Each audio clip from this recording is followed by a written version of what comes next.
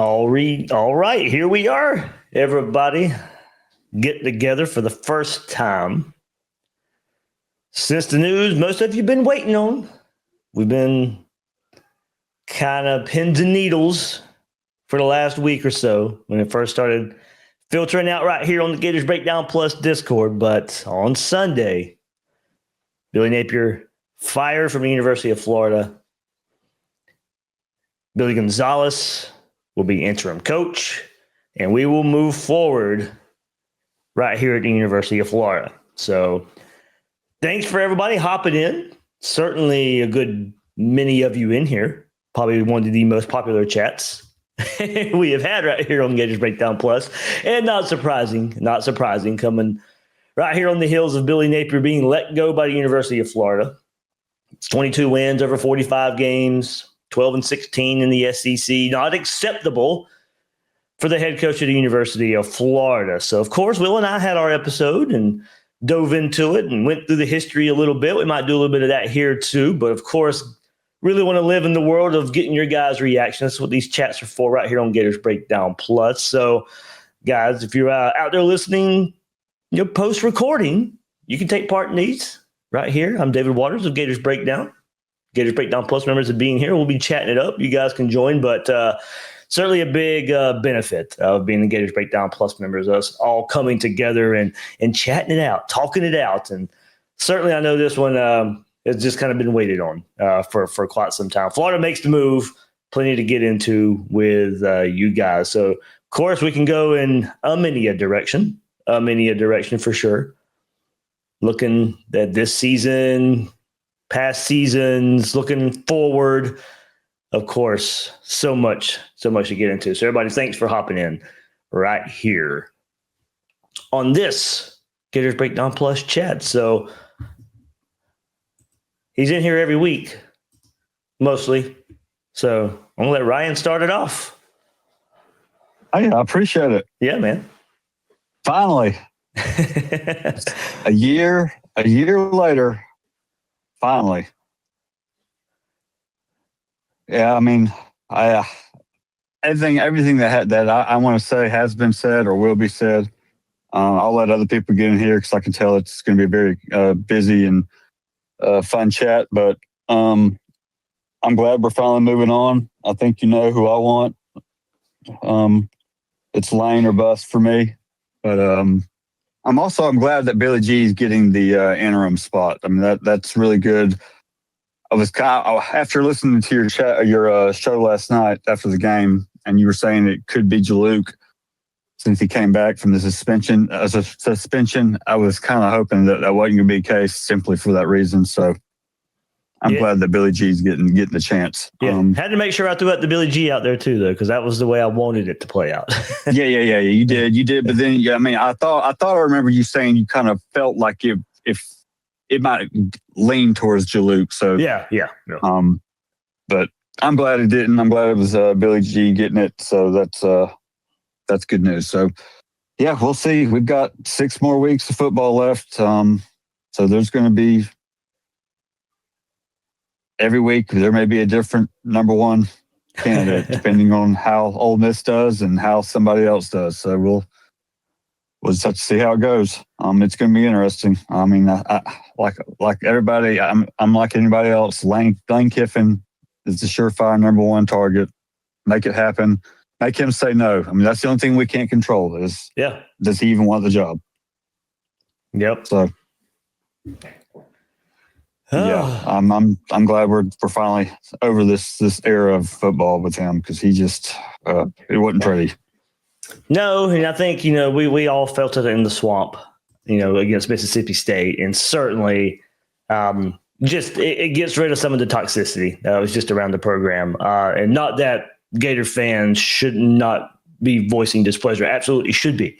But just saying, that was just going to be the reality of the situation, and rightfully so. That's why it was time to move on. The boo birds, the chants of fire Billy and all that stuff. I mean, it was all warranted. It was all fair. It's too much had happened, and trying to move forward with this, there was no path forward with staying with Billy Napier. So it was certainly time to move on.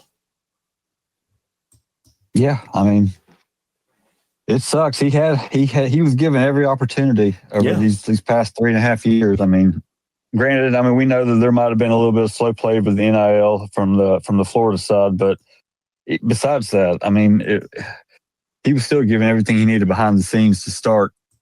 And it's like you mentioned on, I think, today's show with you and Will, you know, he warned us in the beginning that it's going to take a while, you know, you're not going to like it, or whatever his wording was about being prepared for a slow rebuild. And that was just I don't know, it shouldn't have been like that. Yeah. But it was kind of excuse making to me a bit. I mean, a lot of coaches will come in. It was. You know, a lot of coaches will come in and say that, kind of protect themselves a little bit, but you know, that's I didn't care for it to begin with. So one thing I will say, I like Will. He's a great guy, but I don't like his Todd Monken's. I'm just going to throw that out there. I'm just kidding. I mean, I doubt it'll ever come down to a candidate like that. I think, I mean, that's definitely outside the box thinking. I also think that those guys go to the NFL for a reason. I don't know if they necessarily would want to come back to the college game, but also you can't take a chance on somebody who's never been a head coach at the college level. Not this time. Not with this hire. You could have done that with when you hired Billy Napier, but you can't do it now. Yeah, I agree. I can't. I can't buy fully into that either. We'd be way down the list and have to miss out on some of the top targets, I think, for me to even want to try that one. Yeah, I get his line of the NFL mentality. There's some of it that makes sense. Yeah. I just don't think we can afford to take that kind of chance. Agreed. All right, let's get some more in here. Thanks, Ryan. Please. Absolutely. Be sure to stick around, though. Absolutely. I think Gator Aiden, I got you in here. How we doing, guys? It's a day of celebration. It's a glorious day to be happy to be alive. The sun's out, the birds are chirping today. It's here. The day that I guess we've all waited for, and seemed like the day was never ever going to come. Especially getting into the woods of last season. But we're here today, and I think that it all came to a point, and I think last night's result on the field, I think it summed up pretty much the Billy Napier era. Yeah. I just think that it was. I've seen that game from him, his staff, probably about 7-8 times in the last maybe 2 years. I think that at that rate, it was. We knew what needed to be done, and I was saying this last night in the chat. I was like, we know. I mean, I used a little more colorful language during then, but we knew what needed to be done, and it's here. But I tell you now, the work begins. Yeah, and I know that the job has officially started, and I think this is an inflection point for not only the sport as a whole, because we know that this hasn't been the only big job, and this won't be the only big job that comes open over the next maybe few weeks or so. But we have a lot of questions to answer about how much do we care about this football program. And as you know, a lot of people have said, obviously the candidate pool will be very different, in my opinion, relative to last hiring cycle. So I think that whoever the administration decides to go towards, they got to go all in, because you're going to have to field a lot of uncomfortable questions from CFB media, external to the program, saying, hey, Florida of 2015, Florida of 2020, or 20, I guess you could probably argue, say 2020, and even Florida 2010, I guess going back 15 years, that's not the program that it was. It's a very different program. The sport has changed so much in the last even 5 years. And so all those questions need to be answered by these guys that are gonna hire our next coach here at the university. And I as shaken my faith in this administration has been over the last few years. They've done some good, but a lot of it I've had a lot of questions about. I think they understand the gravity of the situation. And I think that they understand that the inflection point that this program has relative to all of our other rivals in the conference and all of the programs that are putting into NIL and into the portal and into recruiting. I believe that the administration understands this, and I believe the next coach will be offered everything and more because they need to be. And this hire, I believe, is one of the most important hires probably in a program's history. I'd certainly say ours because of the trajectory of how the sport is changing and, just a bunch of other factors too, internal to the program as well, because I know that 22 and 23 has been the record, Billy Napier's tenure, and just unacceptable as a program. Can't afford it, but that's what we'll figure out over the next few months or so. But today we celebrate. Today is a day of celebration, and thankfully he's gone. Wish him well, I guess. I mean, I don't know.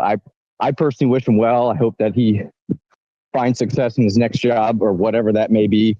But right now, I think for the benefit of both the University of Florida and William Napier, he's gone, and now the work begins. Yeah, and I do think there is a realization with the administration here. I think they know at least that the fan base is kind of just ticked off of where this thing has been in recent history. It is time to get back to being a player in college football. No peaks and valleys, and the valleys being a lot larger than the peaks. No, we just need to get back. We need to be back to being a consistent player in the SEC, complete player in the college football playoff race.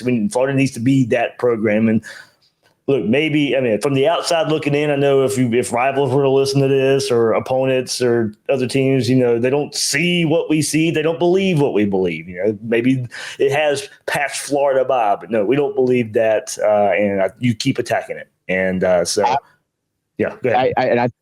I think the testament to that is, we all talk about who we're going after as programs or who we're going after towards coaching candidates and everything.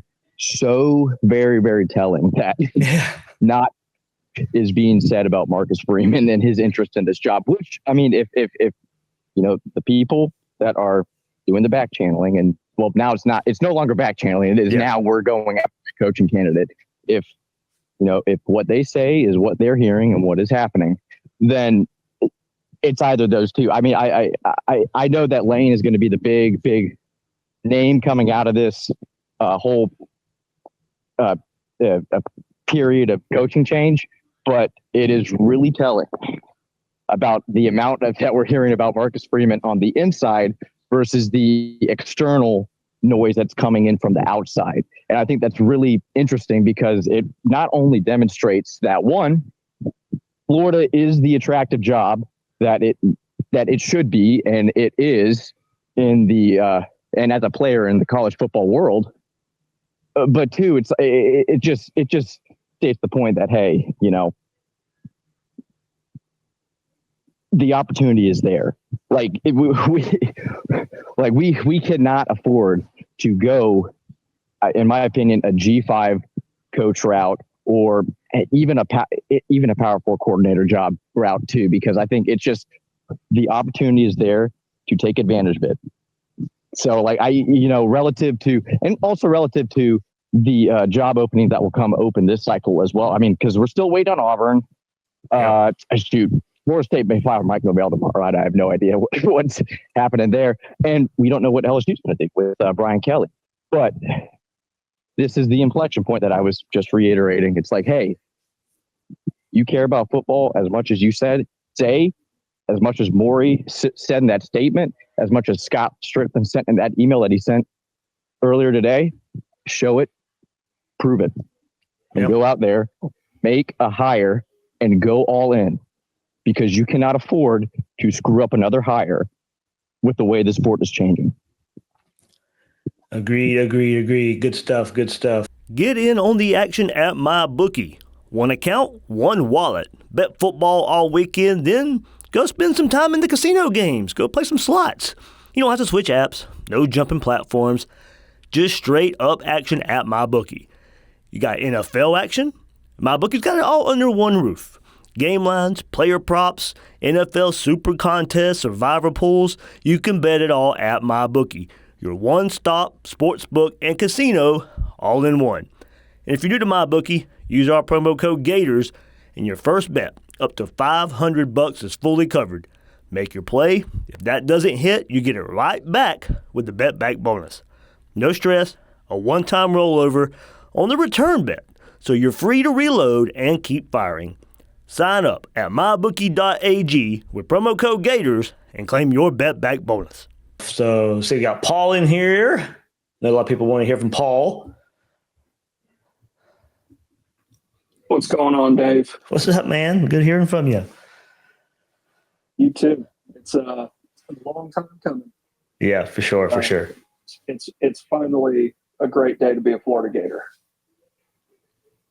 It is. I'm excited. I think Aiden had a lot of great things to say there, and I tend to agree with him. I think I've been somebody that, really over the last probably 4 or 5 years, I've been one of the biggest critics, I would say, of Scott Strickland and kind of the way that he's ran our athletic program. I don't think that he's done a good job. Been pretty outspoken about that. But I also think that the ecosystem around Scott Strickland, right? The boosters that actually have pull, the boosters that are really funding this program, are funding stadium renovations, that are funding the roster itself, both basketball and football, right? Those folks have put a lot of trust in Scott Strickland and have really given him leeway to go out and do what he wants to do. I think what we've seen, one of the things that was different this year than last year was that Scott Strickland pushed his chips in on Billy Napier after the A&M game last year, because the decision had been made at that point to move on from Billy Napier. Right. And Scott was able to convince the people that really matter to this football program, Billy just needed more time. And we can argue, whether that was wool over the eyes or what it was, but I do believe that Scott, spoke with conviction to those people. So after he rattled off a few wins, right, he pushed his chips in last year. And that's kind of why this year was just a lot different. After that USF game, there was no more Scott Strickland just gets to do whatever he wants to do. The power brokers around our athletic program really started to step in and be more vocal about what they felt needed to happen. And Dave, I think I told you this, but I was hearing right after USF that this thing is going to be done. It was more of a minute win. So I'm super excited. I think that, to Aiden's point, the people around the program that are making decisions that have influence, and I think Scott Strickland personally as well. Yep. I think their strategy around this, I think their mindset around this program is different. And I don't expect Scott Strickland to make this hire by himself. I think we've already started to see the influence of the people that really matter over the last 4 weeks. Scott Strickland has not always been a fan of Lane Kiffin. And there are some reasons for that, but he's come around on Lane Kiffin, and for a lot of reasons. So I'm super excited. I think everybody in your Discord knows that I've been waiting on this day for like 24 months now. So I'm super excited just for all of us. I'm excited for our players. I'm excited for our coaches, and I'm excited for our football program, because I do agree that there's an inflection point here. I feel more confident, more hopeful than I have that we're gonna make some good decisions here moving forward.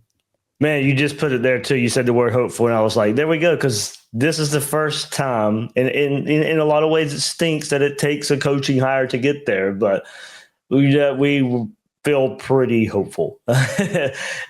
Collectively, whether it is Lane Kiffin or whoever is next head coach, at least with the move made today, or hope that they're just not sitting around and kind of resting on the laurels here. Some of the fan base was hopeful for the 2025 season, and of course, halfway through it, we were looking for another head coach, and it didn't start off very well. The hope has been splintered between the fan base for quite some time there. And Paul, kind of going to your point, maybe after some people weren't a fan of the Napier hire, but did hop on board to begin with and gave a little bit of a chance. Some were off the wagon in after year one. Some it took to year two. Some it just took to the last couple of weeks. But now, the hope's not so splintered now. So you get the hope when you fire a coach, you get to hire the next one. So I do think collectively this is the first time in a couple of years Gator Nation somewhat on the same page. Oh, it absolutely is, Dave.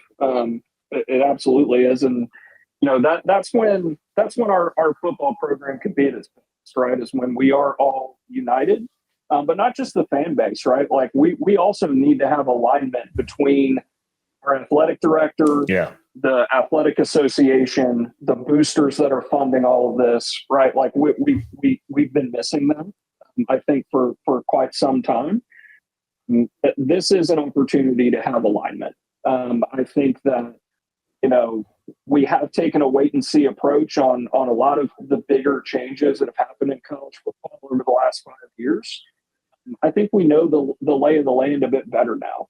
So I do think that this could be a catalyst and a really great time to have that alignment. But yeah, you're absolutely right. I mean, this changes always bring hope. And to your point, we should always give whoever the coach is a chance, right? Like, you can not like a hire, or you can like a hire, more or less than other people, but the coach should always have at least 18 months, right? At least 2 seasons, really, to show the trajectory of the program. And Florida fans are great about that. Like, Florida fans being toxic is the overplayed and separated from reality take maybe in college football. We support our coaches. We support our players. You even heard it last night in the Swamp, right? Like, our fan base was still there trying to will that team to win, even though everyone is pissed off. Like, even though everyone thoroughly wanted Billy Napier gone, like, they were still showing up. So, we're most powerful when we're all united. These coaching searches, they're a blast because they are, right? They give us reason for, believing that things can be different. And that's kind of what the athletic administration and Scott Strickland did give us today.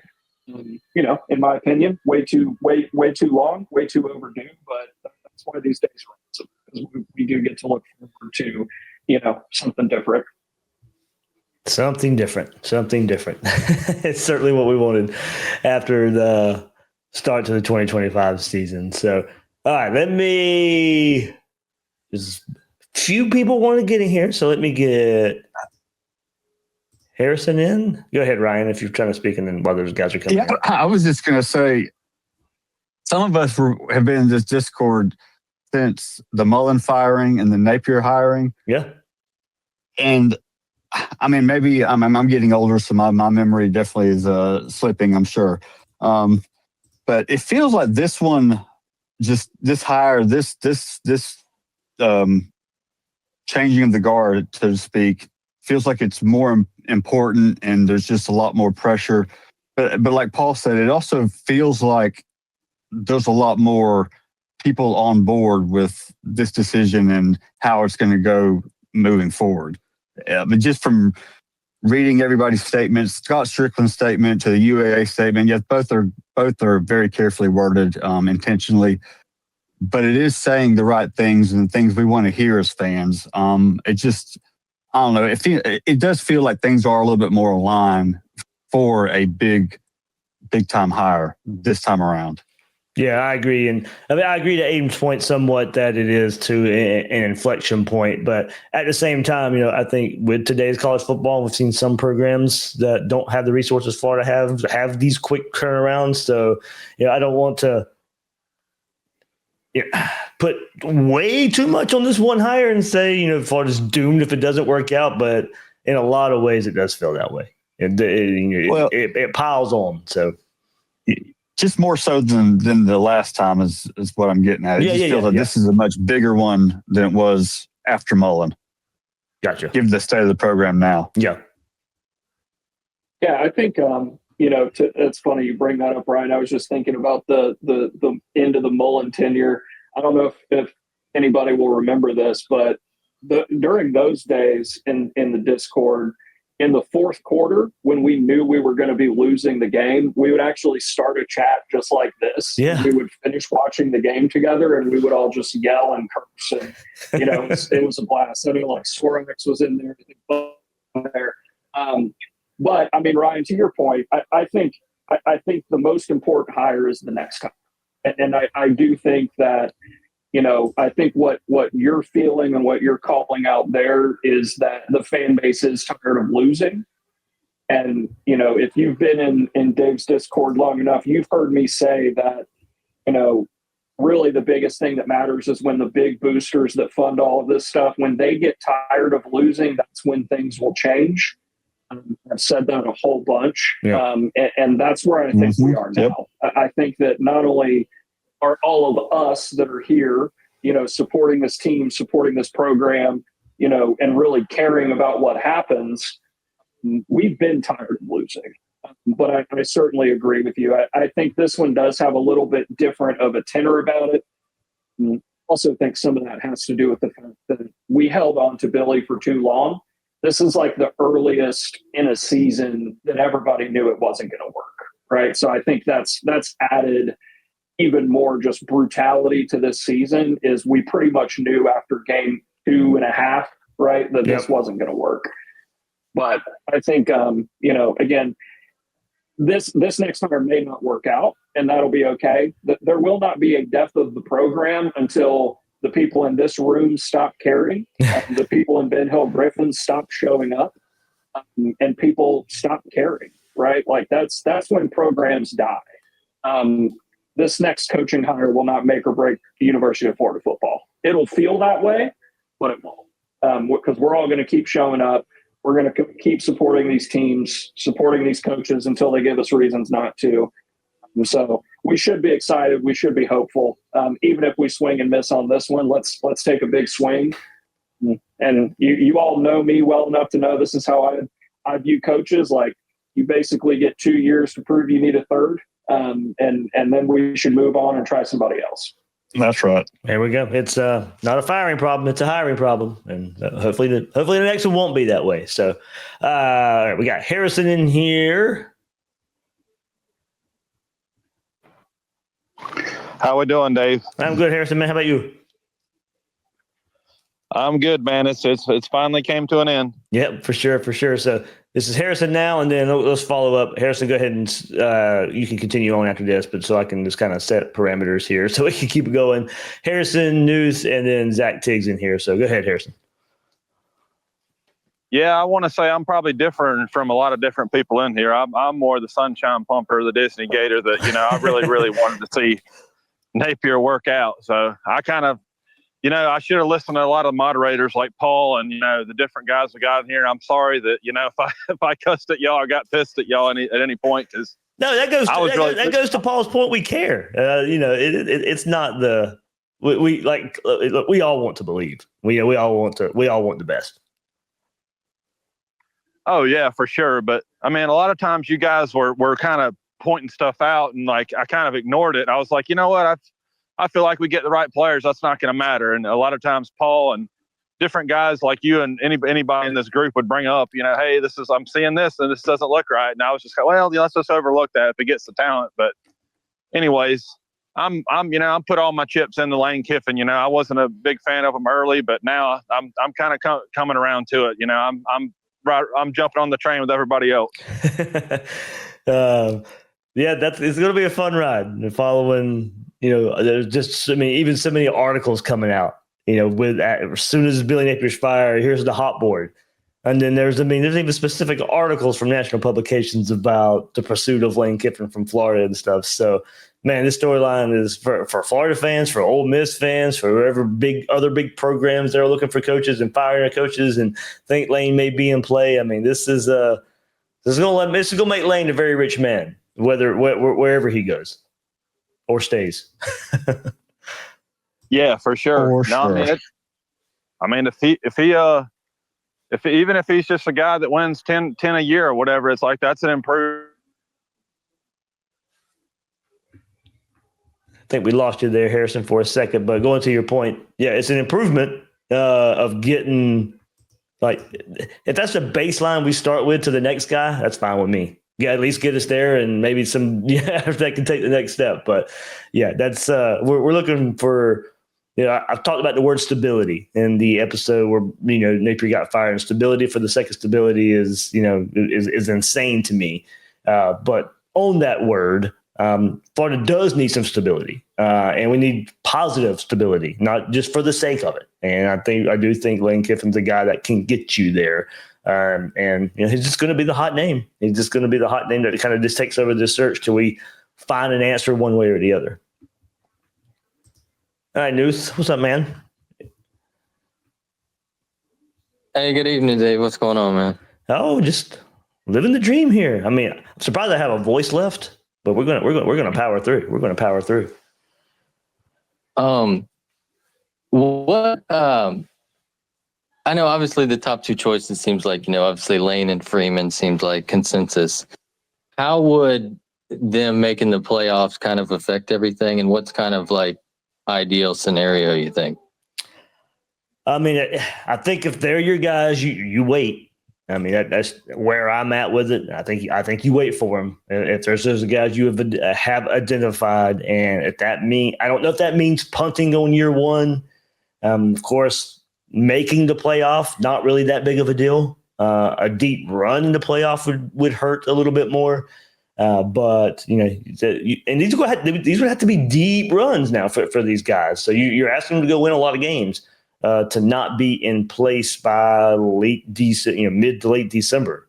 So certainly would affect some things. I would assume your answer for one of those guys, but of course, Dustin's probably signed. There's no signed, sealed, and delivered to it. It might just be the best handshake in the world, and then minds can change. So that's where it would worry me the most, is if you have an agreement and you think everything is okay, and then the more they win, the mind starts to change. That's where it would worry me the most. Right. Or if you get led to the end and think it's going to go one way, and then it ends up going left right at the end, and then you're stuck. Yeah, that's what I mean. Yeah, that's what I mean. Yeah. Yeah. I think if that were the situation, doomsday, I think it might be better to go with, I mean, obviously everybody wants a proven guy, but a guy that would be less proven would be under a better contract, and you could probably get out of it easier if you didn't hit lightning in a bottle. I'm just saying, maybe worst case scenario. What kind of your thoughts on that? Yeah, I mean, you probably have to get creative at that point. I guess I would assume.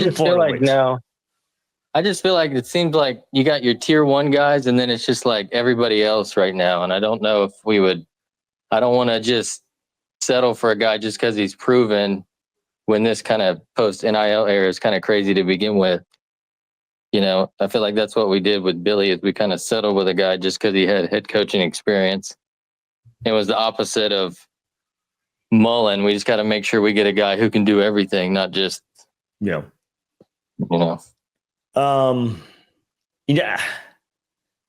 It's just the thing is, and look, I'm all wrapped up in Kiffin as well. I mean, that's my number one. I don't want to act like he's the only good coach out there. There's other good coaches out there. There's the guys and look, it's hard. We talked about it earlier, but it's hard to identify the right guy. And somehow, I mean, nobody knew about Signetti 2 years ago. I mean, he's the best example. There's other guys out there, but to kind of talk about my example here of, look, there's whoever's at the top of your board or would not be the only guys that would win here. It's just your job to go identify who it is and hope you, like you maybe said, catch lightning in a bottle, or you just get the right guy and it's from here and it's great from here on out. It's hard to do that. Most coaches fail. I mean, if when a hire is made, if you just come out and randomly say this is not going to work, well, you know what? Most times you're going to be right. So it's hard to identify a coach. I mean, the stat that has just been going on forever in college football right now is how many coaches out there have won a national championship? It's not many. It's hard to do. Nobody's dismissing that fact. But we, at least for Florida, we know we can be better. It doesn't have to be so ugly. And at least I think there's coaches out there that can at least get Florida to that level. And then maybe you take another step with the next guy. If it's, not, and Lane Kiffin's not a sure thing either. But I think a lot of us tend to believe he is. And you put in his experience and SEC experience and his growth as a head coach all in the mixer right now. And you think that's why he will work. I tend to think so as well. But, if it's not him, if it's not Marcus Freeman, there's other good coaches out there. But, man, you certainly got to do your homework on getting that guy. Yeah, Dave, I think as it relates to timing around the playoffs, I think about it in a couple of ways. I think the two most important things for whoever takes this job and gets this job, the first is going to be, who on the current roster do they want to retain, right? Who do we want to prioritize from an NIL perspective? Who do we want to try to keep? Then secondly, and equally as important, maybe even a little bit more, right, is who from their current roster can they bring with them? Yeah. And that's why you saw so much success with Signetti, right? Correct. He's able to bring a guy like Surratt, who is one of the best wide receivers in the country, right? So I think that's another thing to think about. Like if one of these guys is good enough to make the playoff, if it's Kiffin or Freeman or someone else, we're also going to be looking at potentially bringing over players from a playoff caliber roster, which I also think is important. So I think to answer the question, though, from my perspective, like what would an ideal situation look like? I mean, ideally, Kiffin wins just enough to, not cause anybody to get second thoughts or anything like that and barely miss the playoff, right? Like, let's get a playoff snub for Ole Miss. That would be great for us. But a first round, exit out of the playoffs doesn't really impact anything. I think it would have to be a much deeper run before I would really get concerned about it. Yeah. But I am very much of the mindset that you go get your guy. Like if you've got to wait to get your guy, then you've got to wait. Yeah. But that's kind of how I think about it. Like we're going to need to retain who we want to keep from our current roster, but then also what players potentially from a playoff roster are we going to be looking to bring? And who is the head ball coach going to be looking to bring? So that's just kind of another way that I think about it. Yeah, and on that regard, now, and you brought up Signetti, and I'm trying to think of the big hires and the big schools and coaches moving. Maybe the year Napier and Brian Kelly and Lincoln Riley were hired, maybe it was still too much in its infancy of the transfer portal. But for Signetti coming from, James Madison to Indiana, it was a lot easier for those guys to want to take a jump to a bigger level. Would you have guys who want to leave Ole Miss to come to Florida? We haven't seen since that cycle. You haven't seen one guy leave a big school for another big school and then taking a lot of that roster with him. And so I do wonder I don't know if the numbers would be as massive as it was from James Madison to Indiana. Yeah, no, I agree with that for sure. It wouldn't look exactly like that because to your point, I do think a lot of guys would jump from Ole Miss playing in front of about 48,000 people on a good day, right, to come in and play in Ben Hill Griffin. That's one of the reasons I think Lane takes this job. So I'm sure there would be guys, but it wouldn't be a mass exodus. It get into existence. But I do think we'd be able to, bring over the players that he would want to bring. Yeah. So we'll kind of see how it plays out. Well, we know the Gators are getting a new look, and just like the Gators, my home has a new look too. Gator Drywall of Duval has transformed my living space. After dealing with those unsightly popcorn ceilings and annoying drywall cracks for far too long, my walls, they're looking smoother and my ceiling more modern. I'm particularly impressed with Brandon and his team at Gator Drywall. They've brought back that personal dedication that's just missing in the service industry these days. With practice precision, they've been patching holes, repairing cracks, and removing outdated textures throughout my home. If your house needs that same kind of transformation, don't hesitate to contact the professionals at Gator Drywall of Duval at gatordrywallofduval.com. Yeah, I think another underrated, I don't think underrated at this point. I think I have to, you always have to give credit to the fans and the community because they have pulled their weight this past year. I mean, shoot, Texas, I personally, in my opinion, I did not go to the Texas game. I was out of town during then, but I was hearing from friends all around the campus. They were like, man, this guy, you wouldn't have even known that, if we would have lost to Texas, it would have been a different thing, but you wouldn't even have known this guy was on the hot seat. Like the atmosphere was amazing. We've sold out. We've done our jobs as fans and waited and waited and waited and waited.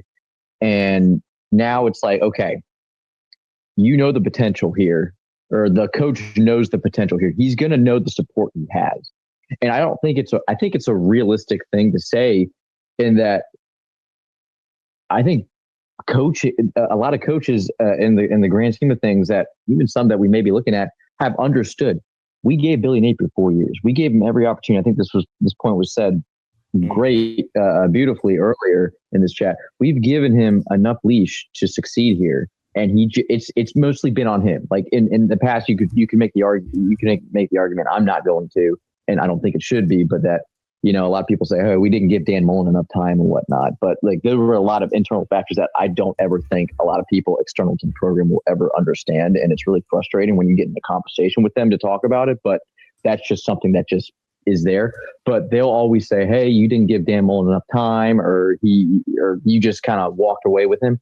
But we gave Billy enough time. He had every chance to go and prove that he was the guy to do it, and he didn't do it, and it was on him. And I think that as fans, we of a program like Florida, we demand, and I think we pull enough weight to say, hey, we can make a great environment in the Swamp every home game for you. For sure. Win the game. Yep. Win the game. And I think that's another appealing reason as to why I think that we are still a formidable job in college football, and why I think that we have so much more to offer for, a lot of coaches out there that are, criticizing their students and not getting up for a game as the number 4 team in the country and barely losing to one of the worst teams in college football in Washington State, cough, Ole Miss. So I think that it is, I cannot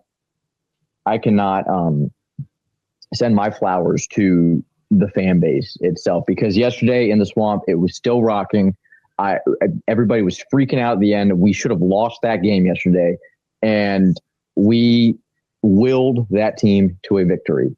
We willed that team, and also the defense did too. The defense, as weird as the game went yesterday, the defense stepped up. It was really ironic, and I think it was a really funny thing how the first game of the Billy Napier era came on a game-winning interception in a game that we probably should have lost, and then Billy Napier's last game of his era and tenure at Florida is on a game-winning interception in a game that we should have lost. Yeah. So I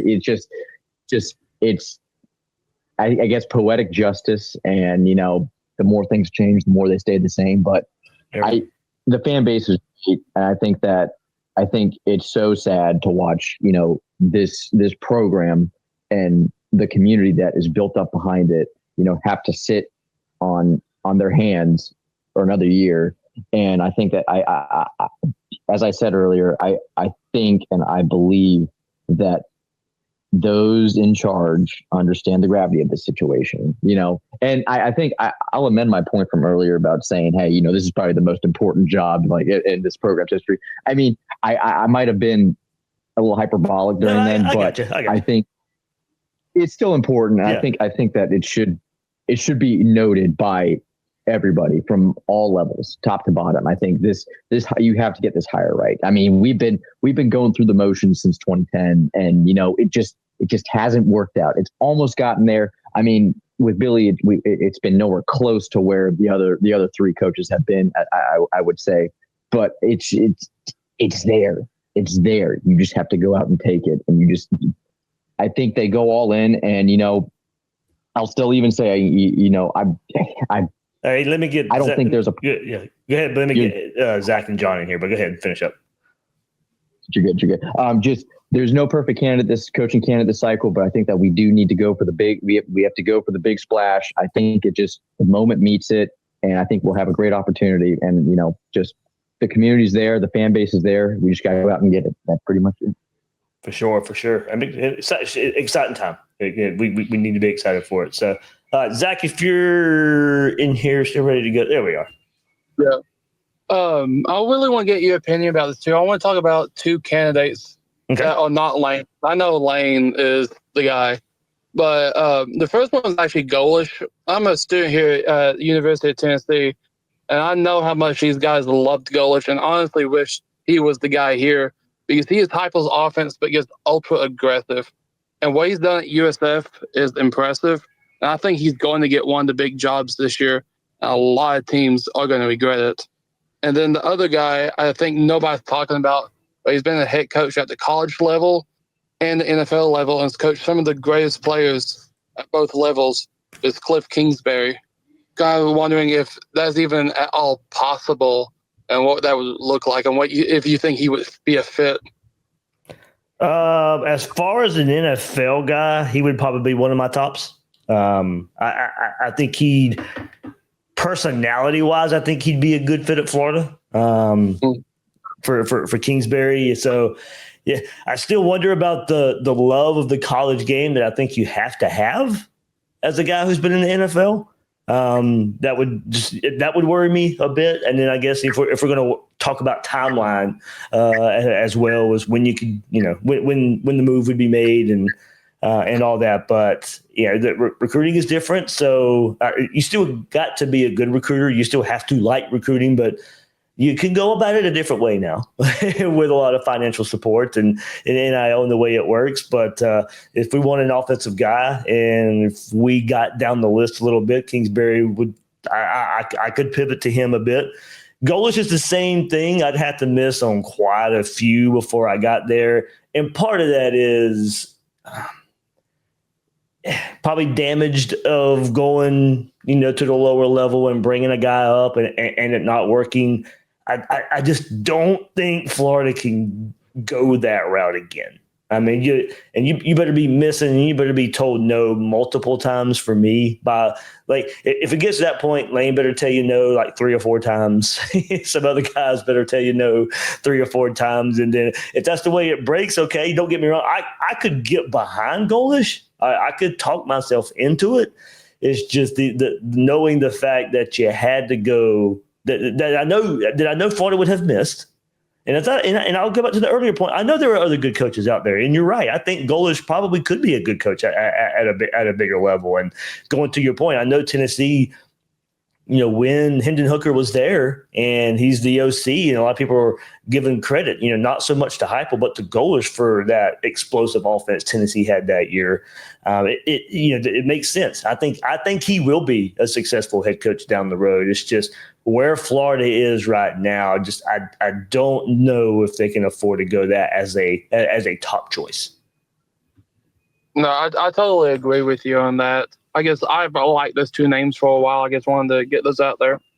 Hey man, yeah, thanks for hopping in. I mean, we have no idea where this thing would go. I think we know it can lean the way of Lane Kiffin and right there, and the way we want it to lean. But hey, you never know. Yeah, Dave, I don't think my opinion was really asked for by Zach there, but I'm actually a pretty big fan of Golish. Yeah. Not for the Florida job, because I think we all know that, these decisions are made with emotions kind of calculated in, right, factored in. And, it's kind of like LSU would pretty much never hire the head coach at ULL or, ULM, because those are kind of the little brother schools within the state. It's kind of that same thing with Golish. But,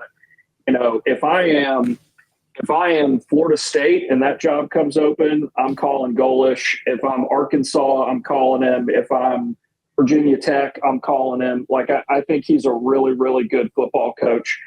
I think he will be successful. I think even if it's like an Auburn type job, I think maybe if Auburn misses on one or two, I think he could be a great fit. So I am a pretty big fan of his. Obviously, if we would need to miss on quite a few guys, I'm with you there for sure. But that's one of those things I think would be a really, really, really tough pill to swallow at the beginning, but probably it feels like it would. And then with the NFL coordinator stuff, like I think whether it's Todd Monken, whether it's Kingsbury, whether it's Joe Brady, I don't think the college game is where it's going to be yet for those guys to make the jump. Right. I think if we're 5 years from now and the University of Florida and a lot of other bigger schools have that Stanford, Andrew Luck general manager setup, which is what I want Florida to have. And I think it's what Will Miles was saying earlier that he wants Florida to have. We're not there yet. So I find it really hard to believe that some of these guys that are coordinating some of the best offenses in the NFL will have any interest yet in coming back to the college game. Yeah, that's kind of where I'm at with it, too. I think it's got to settle down a little bit. And absolutely. Yeah, kind of because there's so much change in college football. College football's not done changing, and I think a lot of people know that. And I still think it would scare off guys from the college level going towards the NFL and reverse. NFL guys maybe trying to look at college. And I mean, I hate to say it. I don't know if it's the best example, but we'll look at North Carolina and Bill Belichick and see what happened there. So no to John Gruden then, right? Oh, Lord.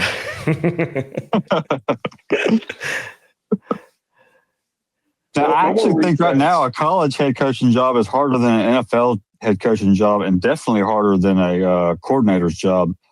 So, yeah, it would have to be, I don't know.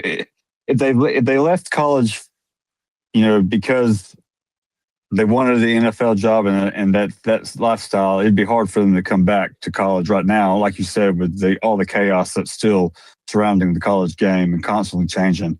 I mean, like you said, it needs to settle down quite a bit. Yeah. All right, John, you're in here, man. If you want to unmute your mic, we can get you in here.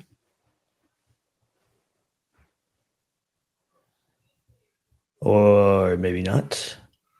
We'll be waiting on you, John, if you want to come through here at a moment, but you are in and ready. So, man, here he is. Sorry about that. My mic was muted. I didn't realize that. All good. I just been listening. I was sitting here still at work since this morning, man. I got stuck out.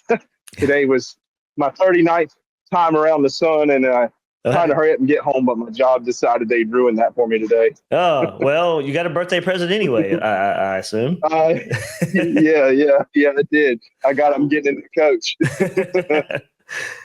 Oh, man. I just something I wanted to say, but before I kind of get there with, some of the things that were said, I'd like to piggyback off of them. Zach came in and mentioned Golish. I'm not on the Cliff Kingsbury wagon, but I think Golish's story is a cool story, and betting on himself and what he's accomplished. And I honestly, there's a certain air around Florida. I don't think you can say that with every program. I know we've all heard it. There's a certain way us fans want to win, and I don't understand why it is. It seems like that's the only way it really works at Florida, but maybe it's because of the talent landscape that we have. Skill talent, but I think he would be phenomenal at Florida.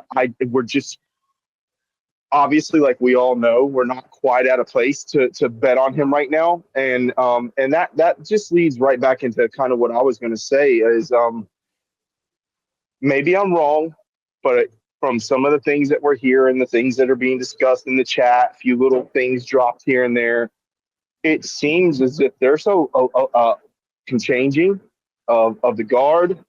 There's a little bit different alignment happening, even if it's forced. Whatever it may be, it seems like Florida has an opportunity right now. Last time I talked to you guys in the chat last week, I was talking about how I thought it was a mistake that that Florida didn't hire last year when the coaching carousel wasn't so crazy, because this year it's crazy. But this year, regardless, the circumstances are what they are now, and we're looking for a coach. And I think Florida, when we've won in the past, when Steve Spurrier came in, he did things different. When Urban Meyer came in, they said, hey, that spread stuff ain't going to work over here. He did things different. And I think when we tried to even hire the Billy Napier thing, and kind of do that organization build up and the culture build, that was an attempt to do things different, right, wrong, or indifferent the way it was happened. But I think Florida has an opportunity right now to do things different and set the tone. The fact that I'm hearing that they're getting anywhere ready to drop in the neighborhood of, between $80 and $100 million on a contract is I'm surprised to hear it. I'm grateful to hear it, because I'm tired of having to explain to people that Florida's still an elite place to land as a coach and a program, and they don't see it, like you were talking about at the beginning of the chat there. Other folks may not see it, and they may not believe what we believe.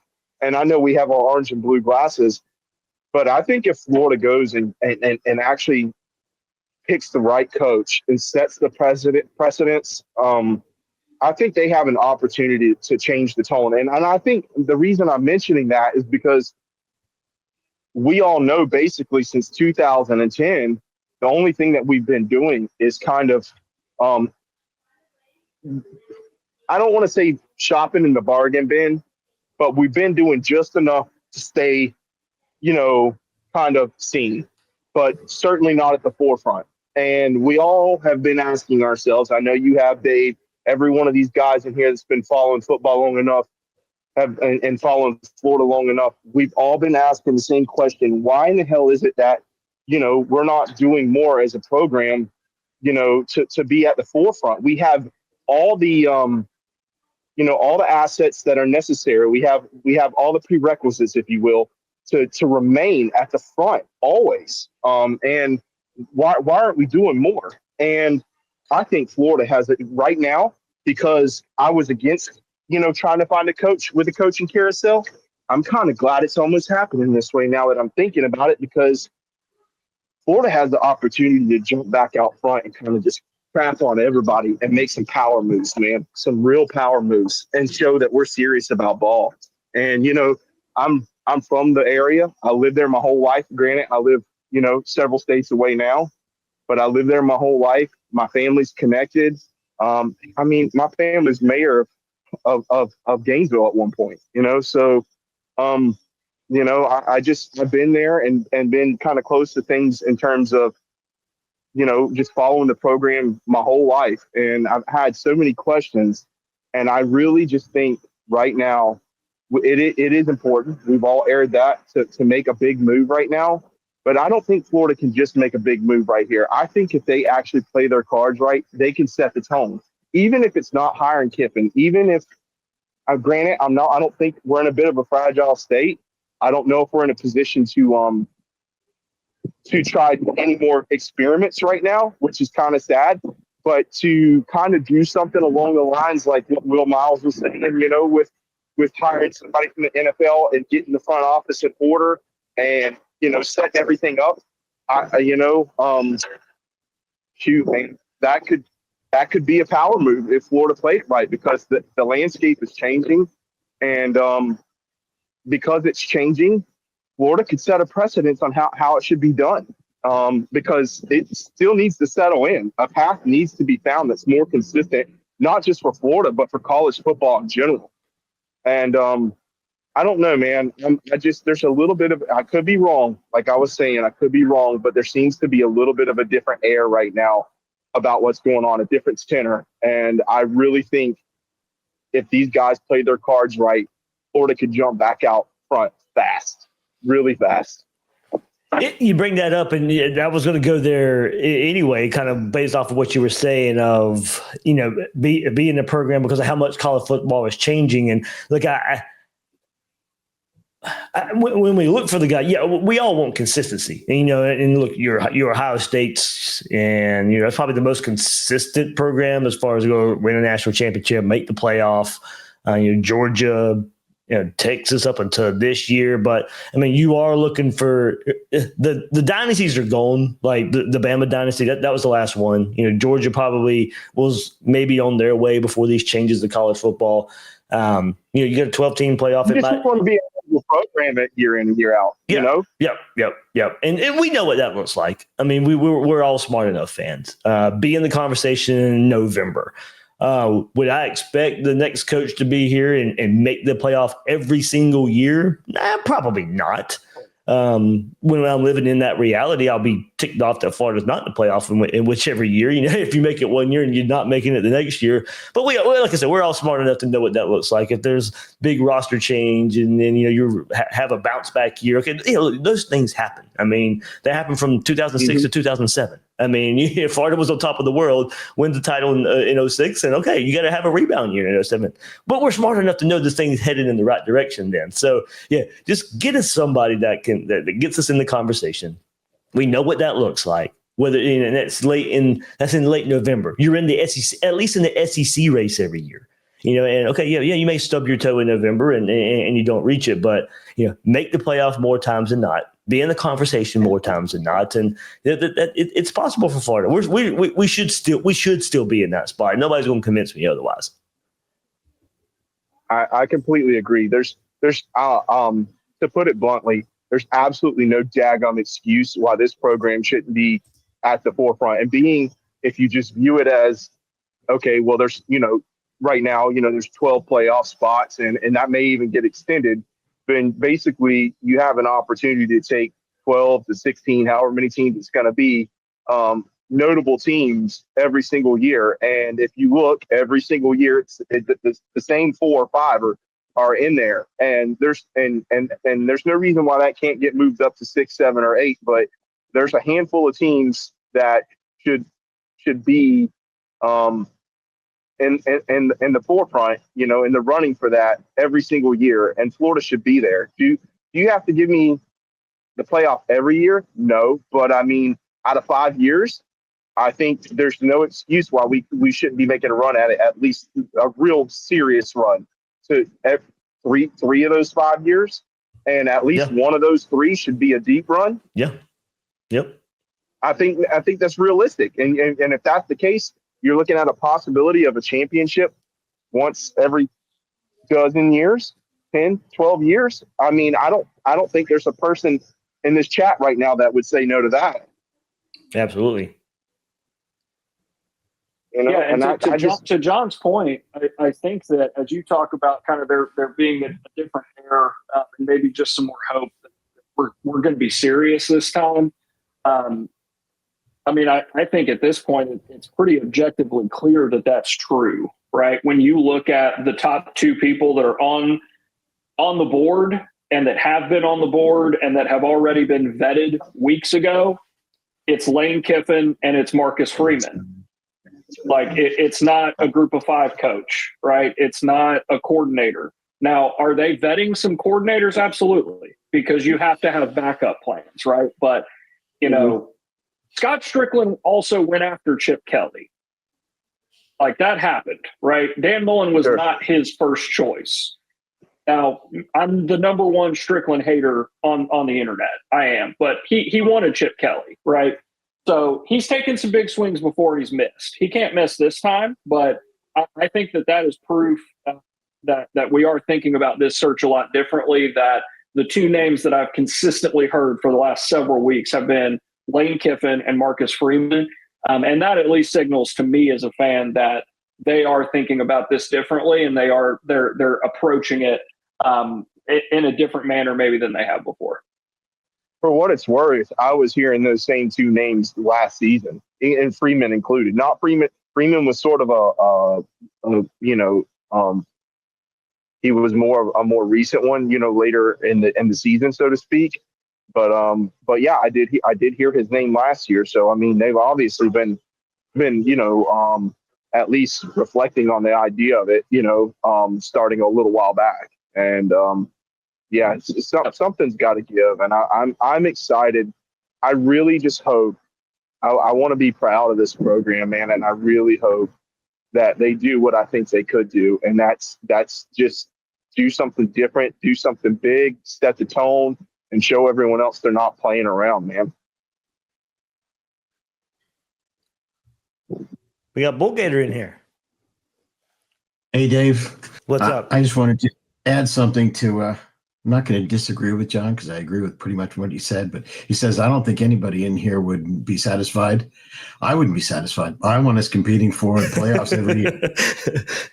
I'm sorry, but I do. I've overinflated idea of what the Gators should be, and damn it, I'm going to stick with that. But I think what it comes down to, I think most Gator fans agree with. I might be wrong, but it's not that you win or lose; it's how you play. Yeah. In other words, in the past 4 years with Napier, we have lost because we have screwed up over and over in every way you can think of. Before that, for the last decade and a half, we've been doing this. But you go back to the last one I can really think of is 2009, the SEC championship game. We played at Alabama. We lost because they were better than us, period. Saban had planned for that game all year, and they whooped us. I shouldn't say I don't mind losing that game. I mind. I wanted to win that game badly. But at least at the end of that game, you tip your hat to them, you were the better team. 90% of our losses over Napier's tenure and a lot of them in the later half of Mullen's tenure, it's just because we were goofing around. We did not have all of our ducks in a row. We had a coach that was kind of half in, half out, then a coach that his game day decisions got from bad to worse. I would like to go out there with a coach who makes good decisions, and if we lose, it's not because we screwed up. It's because just the other team was better than us this day. Yeah. And I can live with that. I believe Kiffin can give us that. I think Marcus Freeman actually might be better.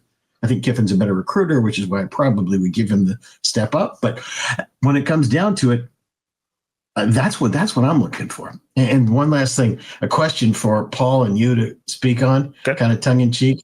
Are we going to get rid of Sale and DeCoster now also, please? And maybe look at one Sam Pittman who's currently unemployed? Just thinking. Well, they'll definitely be on the way out for sure. But yeah, I mean, it's Lane's got connections out there. So I thought the assistant pool, if he gets hired too, would be I would be excited for that angle of a coaching search as well if he's the guy. I tell you right now, very deep network. What was that? Go ahead, John. I was just going to say really quickly. I think Freeman. I can just see him walking into houses in South Florida and getting whoever he wants. That's just my opinion. He's a phenomenal recruiter. He's an incredibly good football coach. Yeah, I would be super happy with Marcus as well. I'm a big fan of his. I said this last year, like any coach that can make me cheer for Notre Dame in any situation, like has to just be incredibly likable and just a damn good football coach.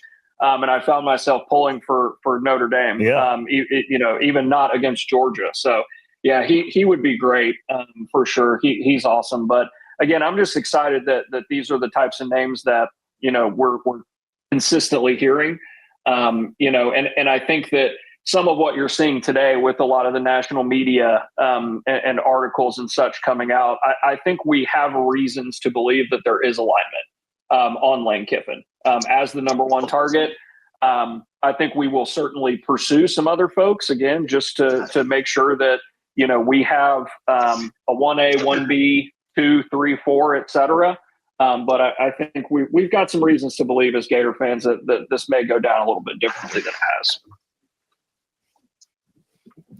I mean, with that, do we think? Go ahead. I'm sorry. Yeah, Dave. maybe you can play off of this too. And with that, it is kind of funny because I mentioned it, in the firing episode, and it was well, when you do the search now, you can't just have one target, and like we heard it, like it played out last time. Napier was the guy honed in on, the only guy that Scott Strickland really wanted, and he went and got.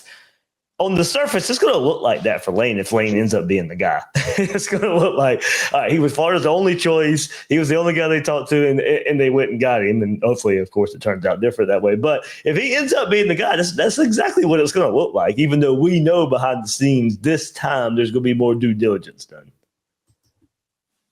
Can you imagine? Yeah, there already has been. Right.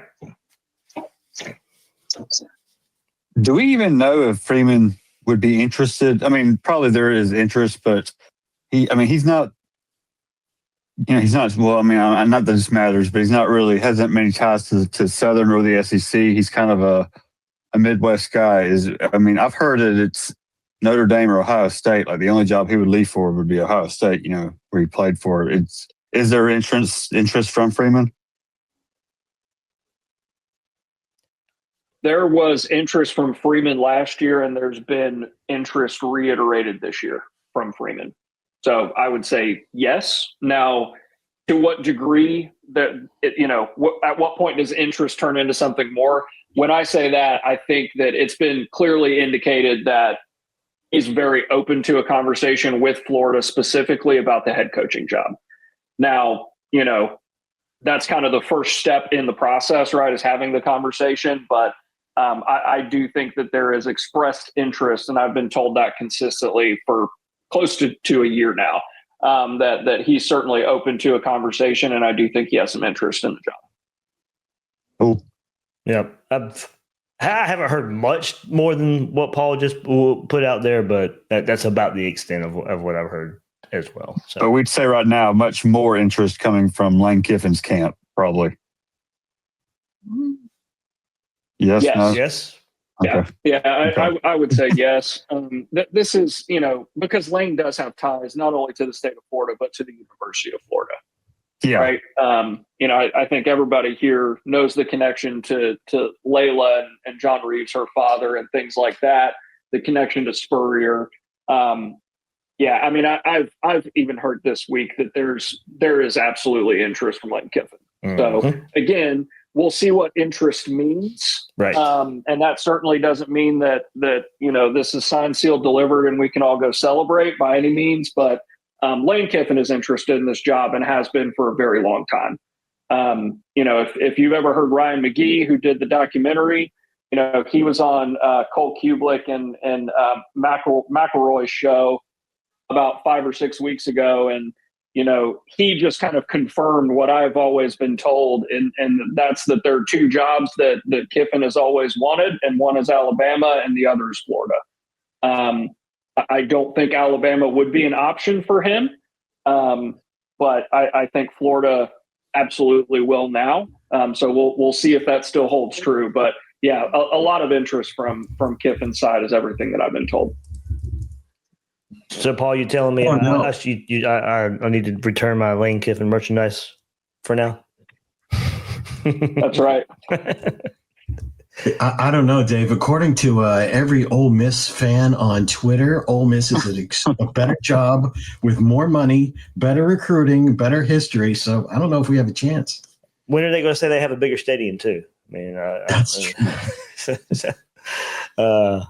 Hey, look, I know some Ole Miss people. There's some good people too, but yeah, there's. Maybe if we were in the same situation, we'd kind of be reacting the same way. But man, it is. I tell you what, I have thought about this. If it does end up being Lane, remember how friendly we were to the Louisiana fan base when Napier was hired, and I had him hopping on the podcast and on Spaces, and they had nothing but great things to say about Billy Napier. And then it eventually got a little toxic when Billy Napier started stealing some of their players to come from Louisiana to Florida. But I don't think I'm going to get such a warm reaction from Ole Miss, media and fans if Lane Kiffin makes a decision.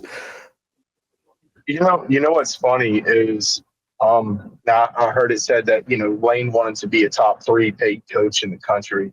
And obviously I think for someone to deserve that kind of pay, there has to be some merit there. I'm not saying he doesn't have it, but you if you're going to be a top paid coach, you should be a top paid coach, or a top performing coach. I mean, and what's really funny is that someone who is a top performing coach in that business, in that industry of being a top SEC or P4 coach, there's a sense of competitiveness and just being maniacal, if you will, to inside. You just got to be really competitive to want and a lot of drive. And I think it's fair to say that all the reasons that Ole Miss thinks that their job is a better gig for Lane Kiffin is all the reasons why a top coach would leave. The cushy comfort. Don't get me wrong. Who doesn't want the lower expectations, plenty of pay, and not everyone breathing down your back? But if you're that guy, you want to be that guy, and you want to build a name and a history for yourself, then you want to go show up somewhere and compete at the highest level. And so, to me, all the reasons why they think that he should stay is, to me, all the reasons why I think he should leave. I agree with you, and what I've told people, and the way that I'm approaching this is, if Lane Kiffin is who we all want him to be, and for the reasons that we want him to take this job and to be the head coach at the University of Florida, then he will take the job. Yep. And if he is just no longer that person, and that isn't who he is anymore, and he's at a different stage in his own life where other things are, he has different priorities, then hey, that's fine. That's not the Lane Kiffin that I'm really interested in bringing to Gainesville. Absolutely. That's a very good point. Yep. I think it's interesting. Hold on. And you guys can react to this. I'll share it since we're on Kiffin. But it was shared. He had a press conference tonight, by the way. Normal press conference for Ole Miss. Lane Kiffin was asked tonight about the rumors regarding his future. This is shared in the Discord, by the way. He said he was flattered by Keith Carter's comments about wanting to get an extension done at Ole Miss. He said he's extremely appreciative and flattered that's being discussed, but said he doesn't deal with that and won't comment publicly on these things during the season. Said he takes those comments and rumors as compliments and said his team has to stay focused. Kiffin said he doesn't talk about coaching rumors with his team, adding, if you were around the team, you wouldn't know anything. You wouldn't know about anything. Quote, we stay in the work, stay in the moment, stay in the day, Kiffin said. Really, that stuff has nothing to do with what we're doing. He said there's a lot of stuff to fix defensively, mentioning Georgia's 34 first down Saturday. They're headed to play the best defense in college football, referring to Oklahoma. No time to sit around. So from a Sunday evening or Sunday press conference there from Lane Kiffin. So I think it was of course he's not really going to interesting. Yeah. I just to say, I think I made this comment last night yesterday afternoon after the Ole Miss game, Ole Miss Georgia game wrapped up, and I basically made the comment. I said I made it kind of in jest, but I basically essentially said I think that was Lane Kiffin maxing out at Ole Miss, in my opinion. I mean, Ole Miss had Georgia dead to rights in that game. From what I saw, they scored on their first 5 possessions. Scored touchdowns on their first 5 possessions, and then in the fourth quarter, they got absolutely manhandled by Georgia. They got manhandled. Yep. They got out 17-0, and they just didn't have enough in the tank. And they played their Georgia's best. Credit now. Georgia's have been the second half team this year. Yeah, they have been. They definitely have been. And I think that, in my opinion, Ole Miss hasn't won at Athens since Clinton administration. I think yesterday was like their best opportunity to do that, and I think Ole Miss, you say, hey, probably should have won that game.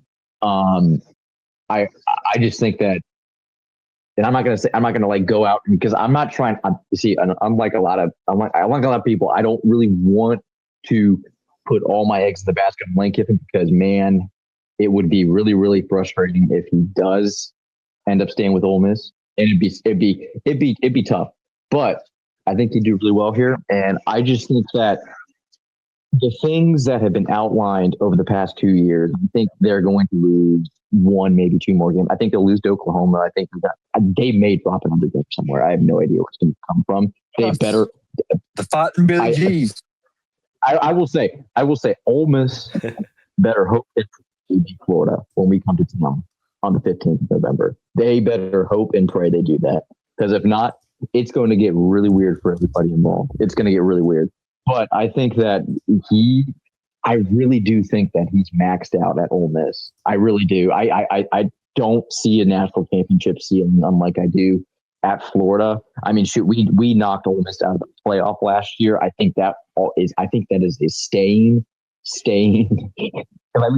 impact on Lane Kiffin still to this day, because that team I think could have gone a little further in the playoff than, say, I don't know who else got in over them, like maybe SMU or something like that. Yeah. So I think that where there's smoke, there's fire. And I think that right now, I was just watching Josh Tate. I didn't really chime in a little bit because he basically was saying, the same exact shtick and everything. I think a big comment he said this year, though, was that last year he thinks that Lane Kiffin would have walking over broken glass to come get the Florida job. Yeah. And then this year he's like, I don't know. He doesn't know. And that's reasonable because, I mean, him asking around, he said he's talked to agents. Some agents said yes. Some agents said no. But I think that it's going to be tough, I think. And everybody can just chalk up, okay, we're not going to overthink the room. We're going to offer him a lot. It's just, do you have the ponies to pony up and bring him home, bring him back, or bring him to the swamp, essentially? And if not, how do you course correct? And I think that's something that this administration is going to have to figure out over the next 2 months, because there's going to be a lot of noise coming from all different directions. You got to have a contingency plan, but you also have to have the ability to go and put everything on the line. Because if you want to get your guy, you do whatever you can to get him to come to Gainesville. And I think we can. But they got to prove it. For sure. Well, want to wrap up? Did you have anything, John? Yeah, no, I was just going to say to what you read there. I mean, if there's truth to it, the only thing he can do is deflect. Obviously, he can't come out and say, "Oh, yeah, there's truth to it." Obviously, that would be a complete disruption to everything inside of this program. On the other hand, if there weren't any truth to it, I can't think of. Maybe I'm wrong about this. Somebody could correct me. I can't think of a time where a coach said, "No, there's no truth to it," and then doesn't leave, with the exception of Saban leaving the Dolphins. So. Or was it him going from LSU to the Dolphins? I can't remember which way it was. Dolphins to Alabama, then also Lincoln Riley did the same thing as well. Yeah. But I mean, to me, the deflection, it sounded like a PR agent wrote that for him, which it was a perfect answer in terms of, trying to kind of shoulder the question and also move on. But yeah, I Obviously, he's going to sit down and hear the conversation. He wants to be a top 3 paid coach at a program that he's always coveted. And they're backing up the truck and saying, all right, here's what we have to offer. Why wouldn't he sit down and listen? So there's got to be some smoke at the very least. Yeah, for sure. And we're going to be following it all. I mean, it's lots to get into. I mean, we got weeks of left of this, so who knows what all the rumors are going to be the next 6, 7, 8 weeks here. But Dave, are we rooting for Ole Miss to lose the rest of their games now? Yeah, I mean, not all of them, but just 2 more. Just 2 more. Yeah. Just finish the season with 3 losses, and we can. Losing that. Let's get our answer soon. Oklahoma and us. That would be nice. That would be nuts. That would could go to the SEC champ. I'm not gonna say that. I'm not gonna say that. That would be crazy. Then he can say, if you can't beat them, join them. So it'll be 2 in a row. That's true. That's true. So wait, let me think about it. He has to beat Florida, right? He lost. No, he's lost to Tennessee. He lost as Tennessee head coach, and twice, 2009, and then twice as Ole Miss head coach, right? He's never beaten Florida. He's never beaten Florida, Dave. Yeah, right. You can't beat him, join him. His first game was against Florida at Ole Miss, the COVID year. Yeah, that's right. Yeah, Matt Corral. Yeah, game was against in 2009. First conference game was. Yeah, right. Yep. It'll be interesting. I know that. It makes perfect sense. It's just look at how it all lines up. He needs to beat Florida, though. I will say it's going to be weird. It's going to be really weird if he loses to Florida 2 years in a row, and it's like he needs to. I would probably say he. And oh my gosh, the Ole Miss fan base probably apoplectic. At that point, I think they wouldn't even mind him leaving. I ain't gonna lie. If Florida knocks Ole Miss out of the playoff 2 years in a row, and then their coach just ups and leaves and goes down to Gainesville, I think you can categorize that as a dead program. Point. They would hate us. Hey, I've actually got a quick question, a touch off to the subject here, and anybody who wants to speak on this, feel free to. Last thing here. So. Yep. I'll make it quick. With the interim coach, with Billy out and everything, everyone talks about Russ Callaway coming from a bit of an air raid thing. We know that Russ is going to be calling plays, and we're all kind of anticipating that they'll probably, start calling some different plays. But what do you think the likelihood of that is if they're not running those plays on a regular basis in practice, that we would be able to even go out there and execute them at a high level anyway? Do you guys really think that they'll do that? You're adding elements to the existing playbook system. I mean, you're not putting a whole new system in the next 2 weeks. Sure. You'll live in the most pass happy section of the playbook. In some ways, I mean, look, we still got Jaden Ball in the backfield, so Jaden Ball really deserves the ball in his hands as a running back. But I do think you live in some ways more the if offensive line's got to block too. But if you're going to see some elements of it, and you'll see some wrinkles out there. As every week goes by, you can insert a little wrinkle here, a little wrinkle there. I expect now they've been pretty good anyway, but I expect the pre-design, the scripted drives, I expect them to be probably somewhat different. Because those are, you'll work on those plays the most over and over and over again. I expect to see some new wrinkles in those, especially against Georgia, coming up in the next couple of weeks. But, by the time you get to FSU, maybe you start seeing some things you haven't necessarily seen the last 3.5 seasons. I can certainly see that. But, no, I mean, it's to me most about tendency changes and kind of going from there. But, yeah, I mean, that's how I see it too, Dave. Yeah, and especially with Russ being around for so long, there probably are aspects he has brought to this offense a little bit with some air raid elements into it. They'll lean into it a little bit more.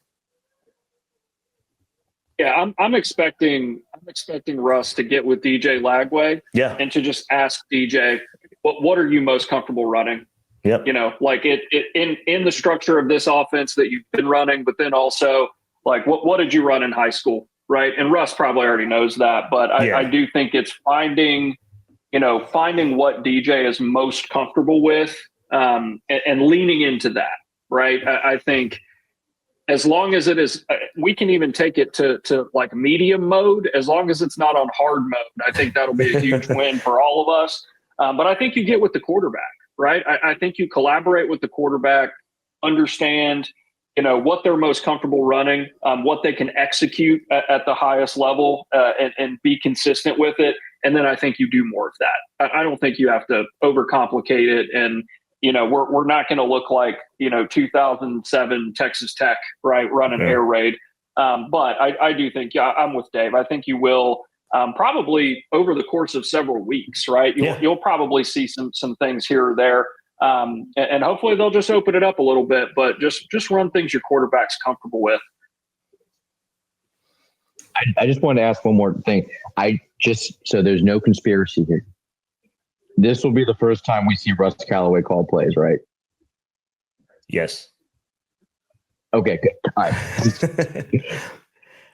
What I will say about the scripted drives and stuff, like those, there is a reason those look good, because there really was a lot of input from him and some of the others in a lot of those scripted drives. There was a lot of input during the week of those guys building that part of the playbook. Past that, it's been the Billy Napier show. Well, Billy finally did give up play calling. That's not his choice. Yeah, that's right, Bull. What was that, Bull? I'm sorry. I said Billy finally did give up play calling, just not his choice. All right. Hey, guys, thanks so much for spending an hour and a half here, right here in the Gators Breakdown Plus chat. We're here. I mean, we'll be following along, but thanks for everybody for all the interaction and stuff, keeping this place lively a lot the last, since this season has started, because, it was only 2 weeks in before we got really kind of mad at it all. and the interactions kind of been just lived in the world of let's get to the next point, and here we are. So we're here. It's gonna be an eventful time in the Discord till, like I said, next 6, 7, 8 weeks or so. The work begins. Thanks for having me, Dave. Yeah, thanks guys for hopping in. Go Gators. Thank you guys. Go Thanks, Gators. everybody. Go Gators. Go Gators.